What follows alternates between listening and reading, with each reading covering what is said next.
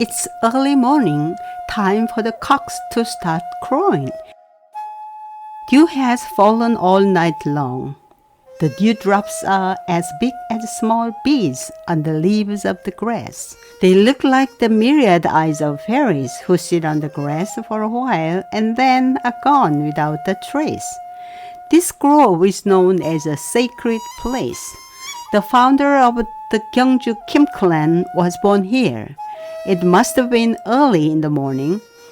It was in 60 AD, during the first year of the reign of King Tare of Silla, that Hogong, the prime minister, passed one night here. At that time, this place was called Gyerim Grove. To his amazement, he saw a bright light bursting in the air, purple clouds spreading out in the sky, and a golden box hanging on a branch. Light came out of the golden box, while a white cock crowed loudly under a tree. Upon hearing the cock crowing, the king went to the grove and had the golden box opened. He found a living baby inside. When he brought the baby to the palace, birds and beasts followed him, dancing with joy. The grove was renamed Gyerim in memory of the baby, which was believed to be a child of heaven.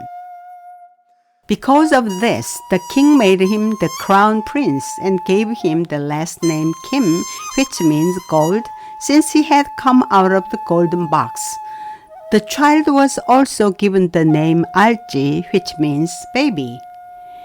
Although the king had decided to have Alji succeed him, he actually passed the throne to Pasa when he abdicated.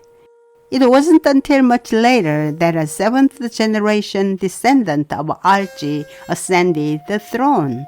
He was King Michu, the first king of the Kim clan. From that time until the collapse of Silla, 38 descendants of Kim Alji became kings and ruled Silla for 626 years. Silla's royal Kim clan was seen as divine since their progenitors had come down from heaven. The royal and noble class name of Silla, Songol, literally sacred bone, may suggest such a meaning.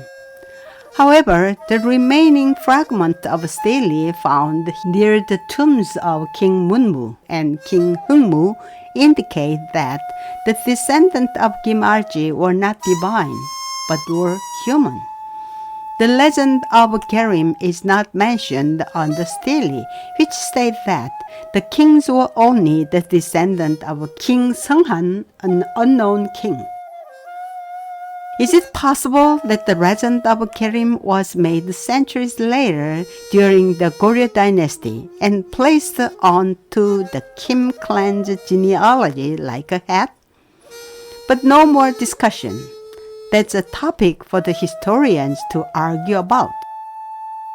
Although there was an original name for the country of Silla, this was gradually replaced by the title Gyerim, which became the national name and the nickname for Korea until the Goryeo and Joseon dynasties. The Japanese might have built and kept a shrine here. Now the fog among the trees is receding and the grove is welcoming the morning sunlight instead. What can be inside that clay wall? Is that pretty little pavilion a fairy arbor, the sovereign of this grove?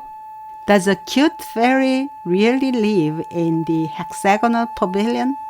In truth, this is no fairy's habitation, but a housing for the stele of Gyerim.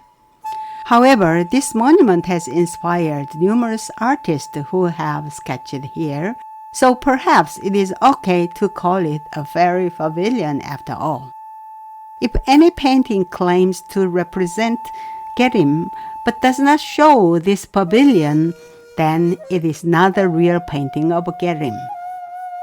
The hexagonal pavilion, so modest and quiet, has indeed provided the finishing touch of life in all the paintings sketched here. There is a stele built in 1803, long after the Silla Dynasty, in the pavilion. Let's read the inscription. The legend of Kim Archie's descent is told only in about 40 characters, and the other letters honor all the other Kim kings. The earlier kings' records are detailed, but the later kings have simpler descriptions. The last king are simply mentioned by their posthumous names. The stele says that though Gimbushik authored Samguk-sagi, or the history of three kingdoms, the 19th century elite neglected the history of Korea. It also mentions the regrettable fact that the printing blocks of Samguk-sagi have decayed. Doesn't this suggest that the elite at that time blindly followed Chinese culture? The inscription was composed by Nam Gongcheol, the governor of Gyeongsang-do province, and the calligraphy was by Choi Hunjung, the mayor of Gyeongju. The title letters were written by Kim Hee-ju, the government official of the Kim clan. It's quite bright now outside the pavilion, and the small stream reflects the morning light. If you walk slowly back to Gyerim from the tomb of King Nemu, you will find that you are following the path of wind.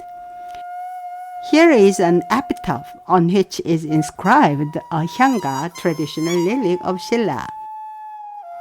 It's the season of colorful leaves now, that festive time when young and old trees are proud to compete with each other in an autumnal beauty. Humans are not uninvited to the feast, but it is unfortunate that the beautiful leaves don't stay long. This landscape is like a watercolor painting looming in a distant memory. The trees in the painting of your memories may wave too when the wind blows. Sit down on the bench, calm down, and watch the falling leaves. The name of Hecho, a Silla monk who traveled as far as India in the 8th century, might come to mind. This is the scroll on which his travels are recorded. He felt homesick for this grove in the moonlit night. When he visited a country in southern India, he might well have played with friends in this grove in his childhood. Another person whom you might think of is Choi Chi-won. He was a famous scholar during the reign of Queen Jinsong and was so sad when he saw the leaves falling in the grove.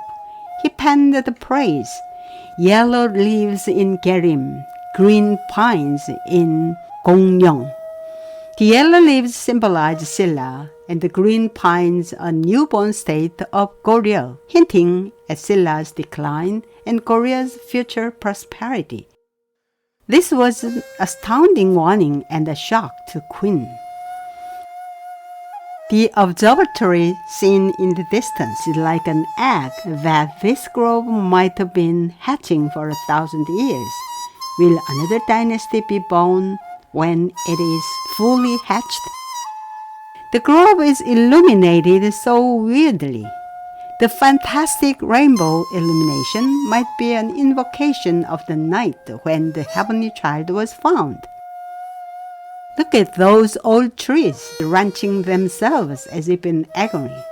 Just like the distant history of Silla, they are full of holes, knurls, twists, and so on.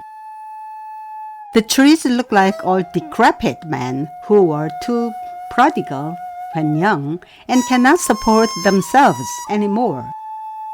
Are they also a metaphor for an ancient fallen kingdom? Why did they feed a lot of cement into the pit of history? The seasons pass without fail, even in the grove. Winter snow is thinly sprinkled over the ground. When you come back here in the distant future, another watercolor painting might come quietly to you. Gyerim is still a grove where the seasons turn one after another.